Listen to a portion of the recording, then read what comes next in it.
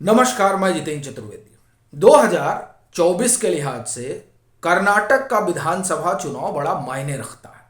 आने वाले दिनों में उसकी घोषणा भी हो जाएगी और वो दरअसल बड़ा ज़रूरी है जीतने के लिए, फिर वो चाहे कांग्रेस हो और चाहे भाजपा हो। वह इसलिए चूंकि कर्नाटक जो जीतेगा 2024 के लोकसभा चुनाव के लिहाज से दक्षिण में उसके पक्ष में हवा बनेगी। यही वजह है कि कांग्रेस भी लगी हुई है और चूंकि कांग्रेस ने तो बाकायदे भारत जोड़ो यात्रा निकली और कर्नाटक उसका एक पड़ाव रहा, या हम कहें कि दक्षिण भारत ही एक पड़ाव रहा और दक्षिण भारत से 130 लोकसभा की सीटें आती हैं और कांग्रेस को लगता है कि अगर यहां हम ठीक कर ले गए तो हमारे लिए एक अच्छी स्थिति बन जाएगी। दूसरी तरफ भाजपा 2024 में तीसरी बार सत्ता में वापसी की कोशिश में लगी हुई है। उस लिहाज से उसको वो इस आप ये कहें कि योजना में है कि दक्षिण की 130 सीटों में से 60 सीटें तो कम से कम उसको मिल जाए। अब इसके लिए जरूरी है कि कर्नाटक का विधानसभा चुनाव जीता जाए, तभी भाजपा के पक्ष में माहौल बनेगा। नहीं तो अगर यहां कुछ ऊंच नीच होगा तो जाहिर तौर पर हवा का रुख बदल जाएगा और फिर दक्षिण में अपनी स्थिति मजबूत करने के लिए प्रयास ज्यादा करना पड़ेगा और अगर कर्नाटक का चुनाव निकल जाता है तो प्रयास कम करना पड़ेगा। तो उस लिहाज से आप देखें अगर तो भाजपा का जो शीर्ष नेतृत्व है वो कर्नाटक को लेकर बहुत गंभीर है। वहां अगर आप पिछले 3-4 महीनों पर गौर करें तो प्रधानमंत्री की कई सभाएं हो चुकी हैं, फिर अमित शाह की कई सभाएं हो चुकी हैं, जेपी नड्डा की कई सभाएं हो चुकी हैं और जो आप देखें कि जो इनकी जिसे आप संगठनात्मक क्षमता जिनकी बड़ी जबरदस्त, धर्मेंद्र प्रधान उनको प्रभारी बना दिया गया है। तमिलनाडु के जो अध्यक्ष हैं अन्नामलाई उनको सह प्रभारी बनाया गया। तो इस तरीके से योजना तो चल रही है, लेकिन इस दरमियान जो 2-3 चीजें हुई उसने दरअसल भाजपा के लिहाज से एक अलग तरीके का माहौल तो बना ही दिया। वैसे पहले यह माना जा रहा था कि सत्ताधारी दल यानी भाजपा के लिए स्थिति बहुत मुफीद नहीं है, लेकिन जो 2-3 बातें हुई हैं उसे मैं एक एक करके आपको बताता हूं और उन घटनाओं ने कांग्रेस की राह आसान जो थी उसे कठिन कर दी। पहले माना जा रहा था कि बड़ी सहज है। सवाल यह है कि ऐसा क्या हुआ कि कांग्रेस की राह कठिन हो गई। देखिए, पहला मामला तो राहुल गांधी का ही है। अभी क्या था कि कांग्रेस लगी हुई थी इसमें कि साहब अब जो है कर्नाटक में हम लोग पूरी ताकत झोंक देंगे। अभी ताकत ये लोग झोंकने में लगे हुए हैं, जो सत्याग्रह चल रहा है राजघाट पे, कि अब वो देखें कि ये देखें, एक तरह से डिस्ट्रैक्ट हो गया ये इस चुनाव में। जब पूरी कांग्रेस को कर्नाटक में अपनी ताकत झोंक देनी चाहिए थी तो पूरी कांग्रेस इस बात में राजघाट पर जुटी हुई है कि साहब राहुल गांधी की सदस्यता कल से खत्म हो गई। तो स्वाभाविक तौर पर कि अब ये जो ध्यान है वो बट गया, क्योंकि कर्नाटक भाजपा से ज्यादा कांग्रेस के लिए महत्वपूर्ण है। भाजपा तो ये मान ही रही है कि यहां पर अपनी सत्ता वापसी जरूरी है, लेकिन कांग्रेस अगर ये चाहती है कि 2024 में वो 50-55 से 100-150 तक पहुंचे तो उसके लिए जरूरी है कि कर्नाटक जीत कर वो एक माहौल बनाए।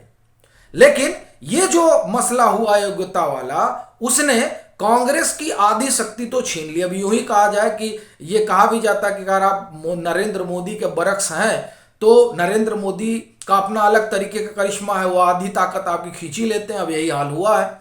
तो जहां माना जा रहा था कि कांग्रेस आ सकती है, वहां ये जो कांग्रेस राहुल गांधी का योग्यता वाला मसला रहा, इसने उनकी 50% संभावना तो खत्म कर दी। अब दूसरा जो वहां पर बात हुई, उसने भी कांग्रेस को बड़ा आहत किया। वो ये हुआ कि आप देखें कि जब इनकी सदस्यता गई और सदस्यता जाने के बाद अब ये माहौल बनने लगा कि साहब ये तो मतलब नरेंद्र मोदी डर गए हैं, भाजपा डर से कांपने लगी है, नरेंद्र मोदी आंख में आंख डालकर नहीं बात कर सकते हैं। मतलब एक तरह से ये हुआ कि अब इसको एक इमोशनल एंगल दिया जाए और इसके जरिए वोट बटोरा जाए, जिसको आपने देखा होगा कि प्रियंका गांधी का एक लंबा चौड़ा भाषण हुआ राजघाट पर, जिसमें उन्होंने अपने पूरे परिवार को गिनाया और फिर सब कुछ रामचंद्र जी को उसमें ले आया, फिर उन्होंने पांडवों को भी लाकर खड़ा कर दिया। अब ना मालूम कौन कौन सा एंगल से उन तमाम चीज़ों को कहा गया, वो तो एक अलग विमर्श का विषय है, उस पर मैं नहीं जाऊंगा। लेकिन जो ये सोच रहे थे कि इसके जरिए हम शहादत वगैरह का मसला लेकर और भुना लेंगे, उसमें भाजपा ने एक और एंगल डाल दिया, वो है ओबीसी।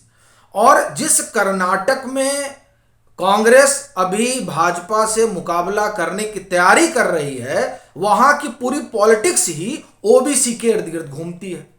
अब यहां जो भाजपा ने यह कहना शुरू किया कि ये इस परिवार का अहंकार है, ये राहुल गांधी का अहंकार है कि वो माफी नहीं मांगे, और जबकि वहां इस मामले में जो सूरत कोर्ट का फैसला आया उसमें ये कहा गया, कोर्ट ने कहा कि साहब आप माफी मांग लीजिए, आप कह दीजिए कि हमारा कोई इरादा मोदी समाज को ठेस पहुंचाने का नहीं था, लेकिन साहब इन्होंने माफी नहीं मांगी।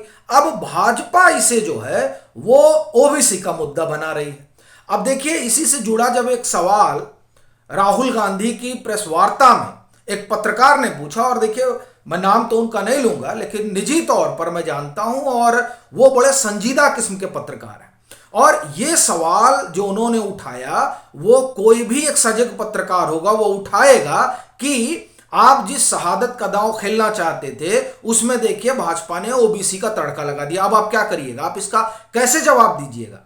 तो ये बड़ा महत्वपूर्ण सवाल है, लेकिन इस सवाल का जवाब देने की बजाय राहुल गांधी, जिनका गला उस प्रेस कॉन्फ्रेंस के दौरान सूखा जा रहा था, वो उसी पत्रकार के ऊपर बिफर पड़े। यह बिफरना यह बताता है कि दरअसल जो एंगल भाजपा ने इसे दिया है ओबीसी वाला, वो बड़ा उल्टा पड़ गया है राहुल गांधी के लिहाज से। वो परेशान हो गए, कांग्रेस परेशान हो गई कि ये तो ठीक एंगल निकाल रहा है ये सब। अब ओबीसी और कर्नाटक में चुनाव है, कर्नाटक के चुनाव में जो परिस्थितियां हैं वो भले ही कांग्रेस के पक्ष में रही हूं एक समय तक, लेकिन अब धीरे धीरे वो चुनाव कांग्रेस के हाथ से निकलता जा रहा है। एक तो कांग्रेस आप ये कहिए कि डिस्ट्रैक्ट हो गई, अब वो चुनाव देखे कि वहां का सत्याग्रह देखे। दूसरा, ओबीसी वाला मसला भाजपा लेकर आ गई, और फिर उसमें वो नरेंद्र मोदी ये पूरा एंगल अब जोड़ा जा रहा है, जिसका कोई जवाब कम से कम कांग्रेस के पास नहीं है, सिवाय इसके कि सवाल पूछेगा तो बिफर पड़ेंगे। तीसरी जो बड़ी बात हुई है वो दरअसल भाजपा की जो अपनी पॉलिटिक्स है हिंदुत्व, उसके लिहाज से हुई है। हुआ क्या है कि वहां मुस्लिम समाज को जो आरक्षण था, उस आरक्षण को बोमोई सरकार ने स्क्रैप कर लिया, और यह कहा गया कि साहब ये जो आरक्षण है ये देखिए वो असंवैधानिक है। पहली चीज चूंकि धर्म के आधार पर दिया गया, दूसरी चीज ये कहा गया कि ये एचडी देवेगौड़ा की सरकार जब थी 1994 में, वो सीएम थे तब लाया गया। अब आप देखिए कि इस तरह से लिंगायत उनके साथ है, वोकालिंगा हिंदुत्व की धारा के जरिए इस समाज को भी अपने साथ जोड़ने की ये बड़ी भारी कवायद है। एक दूसरा, इसको स्क्रैप किया गया और 10% जो है वो इकोनॉमिक वीकर सेक्शन वाले आरक्षण की बात आ गई। तो ये जो स्क्रैप हुआ ना, ये आप समझिए कि मेरे नजरिए से भाजपा की जो अपनी स्ट्रेटजी है चुनाव लड़ने की, उस लिहाज से ये मास्टर स्ट्रोक है। वैसे ही जैसे राहुल गांधी शहादत भुनाने चले थे, ओबीसी वाले मसले में फंसे, और फिर कांग्रेस जो ये मानकर चल रही थी कि हम यहां कर्नाटक में बहुत कुछ कर लेंगे, वो अब डिस्ट्रैक्ट हो गई। कर्नाटक देखे कि सत्याग्रह देखे राजघाट का, मल्लिकार्जुन खड़गे जिनका कर्नाटक में रहना बड़ा जरूरी है, क्योंकि वो कर्नाटक के हैं, कर्नाटक की राजनीति से वाकिफ हैं, कद्दावर नेता हैं, अनुभवी नेता हैं, उनका कर्नाटक में होना जरूरी है, लेकिन अभी तो वो सत्याग्रह में लगे हुए हैं। तो आप इस तरह से देखिए कि एक ही झटके में भाजपा ने पूरी बाजी ही पलट दी कर्नाटक की। जो चुनाव कठिन माना जा रहा था भाजपा के लिहाज से, उसे आप देखें कि वो अचानक अब यूं हो चला है कि मानो अब चुनाव की घोषणा हो और ये जीत सामने खड़ी है। बाकी आपकी अपनी क्या राय है वो आप जरूर साझा करें। मतांतर से नहीं जुड़े हैं तो जुड़ें, वीडियो को लाइक करें, शेयर करें, और अगर आप सक्षम हैं तो मतांतर की आर्थिक मदद भी करें।